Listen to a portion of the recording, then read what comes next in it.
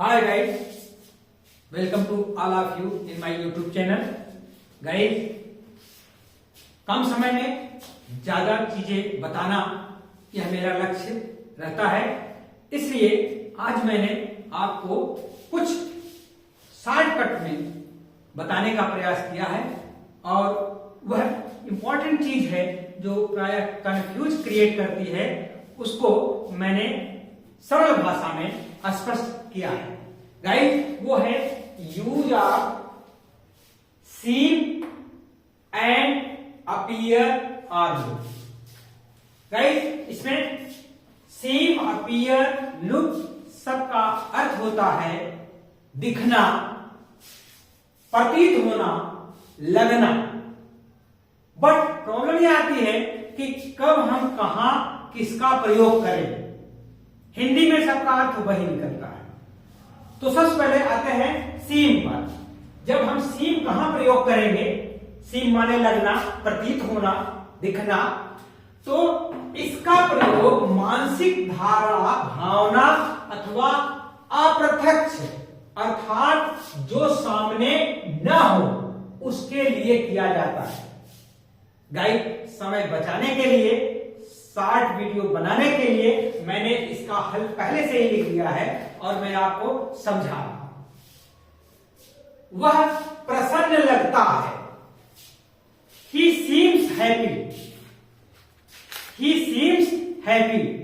लेकिन अगर वह प्रसन्न लग रहा है तो he seems to be happy।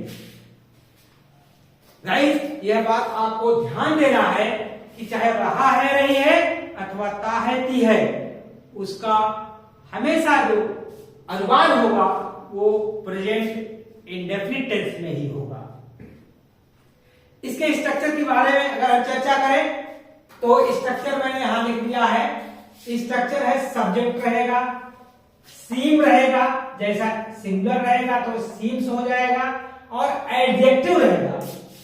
Adjective का मतलब होता है कि विशेषण। पहले उदाहरण में आपने देखा कि वह प्रसन्न लगता है, he seems happy, वह प्रसन्न लग रहा है, he seems to be happy। तो ये हैप्पी क्या है? एडजेक्टिव है। यहां पर देखिए सीम के बाद एडजेक्टिव आया है। दूसरा एग्जांपल अगर देखें, तुम ईमानदार प्रतीत होते हो तो यू सीम ऑनेस्ट इंडेफिनिट में है। अगर यह तुम ईमानदार प्रतीत हो रहे हो, अगर यह आ जाएगा तो you seem to be honest. यह बात ध्यान रखना है, टू बी का प्रयोग कहां होगा और टू बी का प्रयोग कहां नहीं होगा। परंतु एक स्ट्रक्चर इसका और आता है कि तुम थके हुए लग रहे हो। अब यहां थके हुए, यहां आगे आया आपका वर्ब और यहां पर ठीक था एडजेक्टिव था हैप्पी। इसमें पहले में एडजेक्टिव आ गया है तो दूसरे में आ रहा है वर्ब आ रही है, तो सब्जेक्ट सीम, उसके बाद टू बी, फिर past participle. Guys, past participle क्या होता है मैंने अपनी वीडियो में उसको बताया है, आप जाकर के देख सकते हैं। लेकिन मैं फिर बता दे रहा हूं, पास्ट पार्टिसिपल होता है वर्ब का थर्ड फॉर्म, पास्ट फॉर्म, और जो एडजेक्टिव का काम करता है। अर्थात यहां ये भी एडजेक्टिव है, ये भी एडजेक्टिव है, लेकिन वर्ब के रूप में आ रहा है। तुम थके हुए लग रहे हो तो you seem to be tired. ये टायर्ड क्या है? पास्ट पार्टिसिपल है, अर्थात एडजेक्टिव ही है लेकिन वह पास्ट पार्टिसिपल के रूप में आया है। तो इसको दो स्ट्रक्चर इसमें आप पाएंगे। पहले में रहेगा एडजेक्टिव सीधा रहेगा और दूसरे में रहेगा टू बी के साथ पास्ट पार्टिसिपल जो एडजेक्टिव का ही रूप होता है। जैसे तुम ईमानदार प्रतीत होते हो, यू सीम ऑनेस्ट। तुम ईमानदार प्रतीत हो रहे हो, you seem to be honest. इसमें आप देखेंगे इसमें पास्ट पार्टिसिपल नहीं है क्योंकि इसमें सीधे आपका एडजेक्टिव आ गया है। उसी तरह से जो दूसरा अपीयर और लुक, दूसरा जो प्रयोग है लगना, प्रतीत होना, दिखना, वो है अपीयर। अपीयर या लुक दोनों एक ही चीज है। तो इसका भी कमोवेश वैसे ही स्ट्रक्चर रहेगा हम स्ट्रक्चर नीचे लिखेंगे या स्ट्रक्चर पहले ही देख सकते हैं। सबसे पहले देखेंगे अपीयर लुक कहां प्रयोग होगा। इसका प्रयोग बाहरी दिखावट, दृश्य तथा प्रत्यक्ष अर्थात जब कोई चीज सामने दिख रही हो उसके लिए किया जाता है। अर्थात जो आप देख रहे हैं, जो आपके सामने है, उसके लिए प्रयोग किया जाता है। जबकि पहले वाले में देखें, वह प्रसन्न लगता है, मतलब ही सीम्स हैप्पी। यहां सीम क्यों हम प्रयोग किए थे? क्योंकि यह जो है सामने नहीं है, अर्थात फोन पर मानो बात कर रहे हैं और वह प्रसन्न लग रहे हैं, तो आप कहेंगे वहां पर कि ही सीम्स हैप्पी। वह प्रसन्न लग रहा है, फोन पर बात कर रहा है, सामने नहीं है। सामने होता तब तो अपीयर या लुक का प्रयोग हो जाता, लेकिन वो सामने नहीं है, अप्रत्यक्ष है, तो वहां हम कह रहे हैं कि he seems to be happy, वह बहुत प्रसन्न लग रहा है।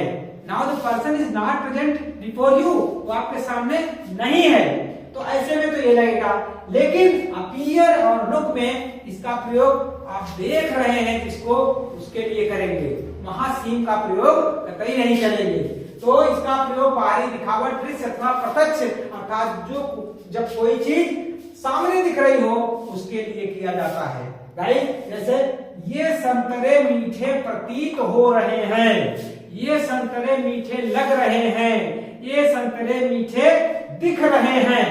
तो जो संतरे हैं आपके सामने हैं, तो इसका करेंगे these oranges appear to be sweet, these oranges appear to be sweet। और फिर ये संतरे मीठे लगते हैं, अब लग रहे हैं तो टू बी का प्रयोग आया पहले रूल के अनुसार। और अगर मीठे लगते हैं तो these oranges look appear sweet। बात उसमें वही है कि आप जब इसका अनुवाद करेंगे, सब्जेक्ट करेंगे, स्ट्रक्चर है, अपीयर या लुक करेंगे और एडजेक्टिव करेंगे, ठीक है। तो एडजेक्टिव डायरेक्ट आ गया, स्वीट डायरेक्ट आ गया, स्वीट। तो यह पहला स्ट्रक्चर प्रयोग किया हमने। और दूसरा स्ट्रक्चर सब्जेक्ट रहेगा, अपीयर रहेगा, लुक रहेगा, टू बी रहेगा और वही पास्ट पार्टिसिपल, जो पहले में वैसे दूसरे में। अब पास्ट पार्टिसिपल क्या, जैसे यह पक्षी चोटिल प्रतीत हो रहा है, यानी घायल प्रतीत हो रहा है। तो यहां पर देखेंगे दिस बर्ड अपीयर्स या लुक टू बी इंजर्ड। यहां पर ध्यान दीजिएगा, यहां पर इंजर्ड यही पास्ट पार्टिसिपल आ गया, जैसे पहले में था वैसे इसमें भी आ गया, ये पास्ट पार्टिसिपल हो गया इंजर्ड। अब इसका स्ट्रक्चर और उसका स्ट्रक्चर कमोवेश एक जैसा है, उसमें कोई दिक्कत नहीं है। बट आपको ध्यान ये देना है कि जब प्रत्यक्ष हो, सामने हो, दिख रहा हो, लग रहा हो, प्रतीत हो रहा हो, तो वहां आप प्रयोग करेंगे अपीयर या लुक का। और जब आपके सामने वो प्रत्यक्ष ना हो, वो मानसिक धारणा हो, भावना हो और आपके सामने न उपस्थित रहे, तो उसके लिए हम सीम का प्रयोग करते हैं। जैसे मैंने आपको बताया कि वह प्रसन्न लग रहा है, फोन पर आप बात कर रहे हैं, तो उसकी बातों से आपको लग रहा है कि वो प्रसन्न है, लेकिन आपके सामने नहीं है, तो आप उसको सीधे सीधे कहेंगे कि वह प्रसन्न लग रहा है, अर्थात he seemed to be happy। और एक बात और आप ध्यान से समझ लें कि जब प्रेजेंट इंडेफिनिट में रहेगा तब भी सीम्स रहेगा, और जब प्रेजेंट कॉन्टिन्यूअस में रहेगा तब भी वह प्रेजेंट इंडेफिनिट में ही अनुवाद होगा। फर्क इतना आपको करना पड़ेगा कि अगर लग रहा है तो टू बी के साथ एडजेक्टिव का प्रयोग करेंगे, और नहीं लगता है यानी प्रेजेंट इंडेफिनिट में ऑलरेडी है, तो उसमें आप सीम्स का प्रयोग करेंगे और टू बी का प्रयोग नहीं करेंगे, सीधे एडजेक्टिव ले देंगे। और अगर थर्ड पर्सन में पास्ट पार्टिसिपल रहेगा तो इसमें टू बी के साथ पास्ट पार्टिसिपल लगा देंगे और वह भी क्या है, वो भी एडजेक्टिव का ही काम करता है, वो एडजेक्टिव ही होगा। तो गाइस आज हमने आपको शॉर्ट वीडियो में यह बताने का प्रयास किया हूं कि अपीयर, सीम या लुक कैसे प्रयोग करेंगे, कहां प्रयोग करेंगे, किस तरह से प्रयोग करेंगे। तो आशा करते हैं कि आपको वीडियो पसंद आई होगी। नए हैं तो सब्सक्राइब करिए, शेयर करिए, लाइक करिए और बने रहिए हमारे चैनल के साथ। हम ऐसे ही कुछ गूढ़ और अच्छी जानकारी देने का प्रयास करेंगे। Thanks for